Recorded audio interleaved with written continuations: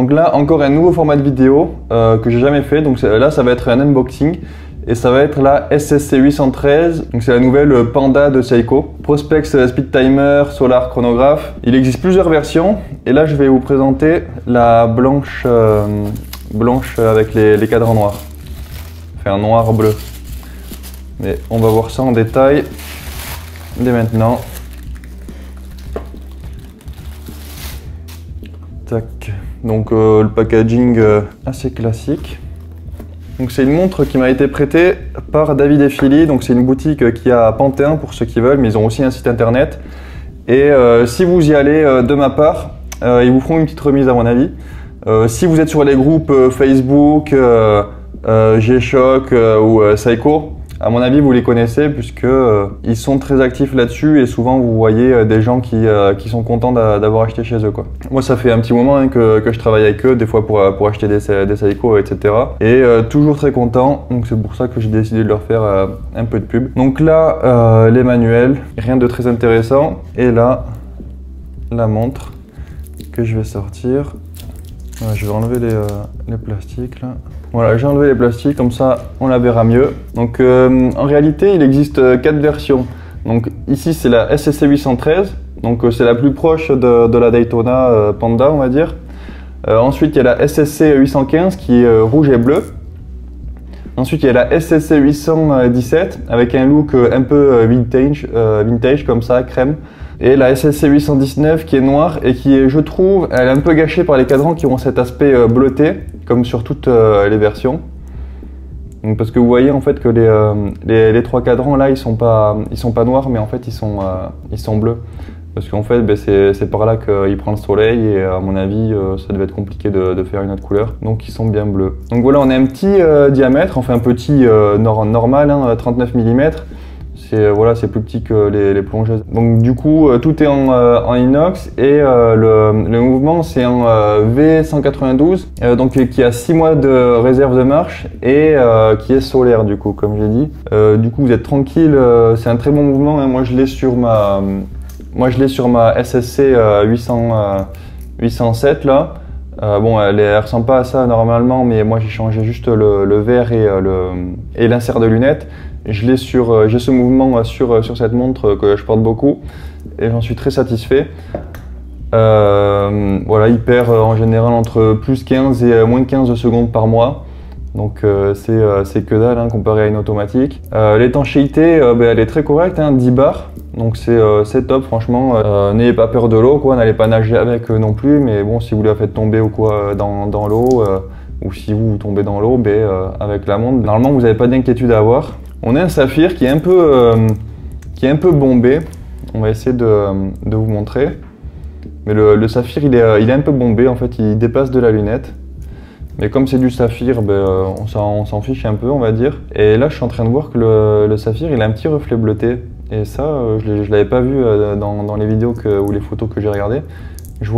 Je sais pas si je vais réussir à vous le montrer. Mais en vrai, je vous le dis, je vois qu'il y a un petit reflet bleuté suivant la lumière, l'angle, etc. Et du coup, je trouve ça pas mal. Donc la lunette, c'est un revêtement titane carboné. Donc je l'avais dit dans une vidéo, c'est ce que je préfère moi. C'est le parfait compromis entre la résistance, le rendu, etc. Enfin la robustesse, etc.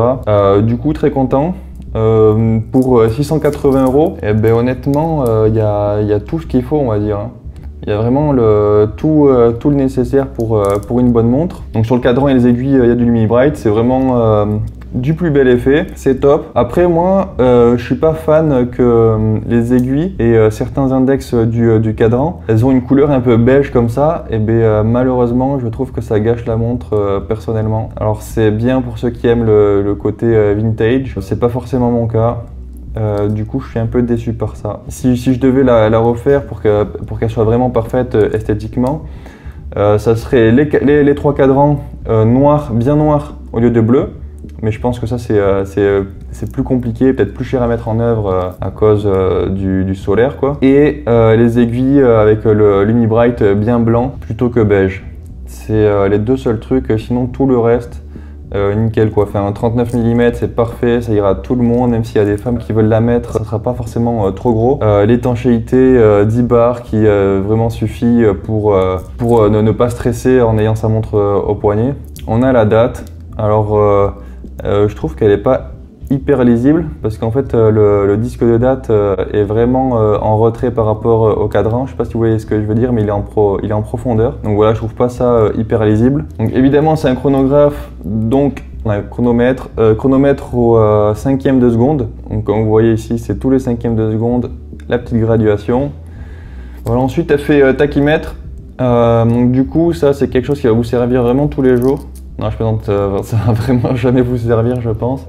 Pour vous expliquer et pour vous rendre compte un peu à quel point ça ne va pas vous servir normalement. Vous avez 2 points là, la distance entre ces points ça fait 1 km. Vous avez votre voiture et là, dès que la voiture prend le départ, vous chronométrez. Donc la voiture, elle se déplace et une fois qu'elle est arrivée ici, donc une fois qu'elle a fait 1 km, vous appuyez. Et là, je sais qu'elle a fait entre 250 et 300, enfin que sa vitesse moyenne était entre 250 et 300 km/h sur cette distance. Donc ensuite, avec des calculs, évidemment, on peut faire d'autres distances, mais le plus simple, c'est avec 1 km. Donc voilà, tout ça pour dire que ça va pas vraiment vous servir, je pense. C'est stylé, voilà, c'est un peu côté design, mais je pense pas qu'en réalité, il y a beaucoup de monde qui s'en servent. Aujourd'hui, peut-être qu'à l'époque ça pouvait servir, mais voilà, mais en tout cas, c'est sûr que ça fait joli sur la lunette, le tachymètre avec les chiffres comme ça rappelle la Daytona. À mon avis, ça va être clairement un best-seller de Seiko, et je pense que s'ils font le même style en automatique, bah, ça peut vraiment tout exploser. Ça sera peut-être une référence chez Seiko, même si déjà celle-là, à mon avis, va devenir une référence. Tout le monde va conseiller celle-ci pour les gens qui veulent un chronographe qui ressemble à la Daytona, qui est de moins en moins accessible. Et puis le mouvement, même si un quartz solaire, il est top quoi. Moi je l'ai sur cette montre, hein, comme je vous ai dit. Bah, j'en suis très content. Hein. Alors on n'a pas le prestige d'un mouvement mécanique automatique, c'est sûr, mais en réalité il est très bien et il me convient parfaitement. Donc voilà un petit, si vous voulez un comparatif avec la mienne là, qui est aussi un chronographe du coup, mais qui est étanche à 20 atmosphères. Donc vous voyez que tout est plus gros. Il me semble qu'elle fait 44 mm celle-là. Et voilà, c'est une alternative si vous voulez un chronographe qui est étanche à 20 atmosphères. N'oubliez pas que vous avez aussi cette gamme qui existe en pleine couleur et aussi en noir. Voilà, je pense que j'ai fait un peu le tour. Donc c'était pas, comme vous avez vu, c'était pas vraiment un test. Ah, je vais la porter au poignet, comme ça vous allez voir sur un poignet de 17,5 cm ce que ça donne. Donc voilà. Ce que ça donne sur un poignet de 17,5 cm. C'est nickel, hein, mais je pense même avec un poignet plus petit, ça ira très bien. Mais comme je vous ai dit, à mon avis, c'est une montre qui peut aussi aller aux femmes, hein, ou aux gens qui ont même un poignet plus gros que moi. Ça fera pas non plus ridicule. Ce genre de montre 39-40, c'est des trucs passe-partout que tout le monde peut mettre. Donc ils ont bien fait de faire ça. Le bracelet, comme d'habitude, chez Seiko, ben, j'en suis pas fan. Je trouve que la qualité, ils peuvent faire mieux au niveau des bracelets. En même temps, c'est aussi pour ça, à mon avis, qu'ils arrivent à garder des prix assez compétitifs.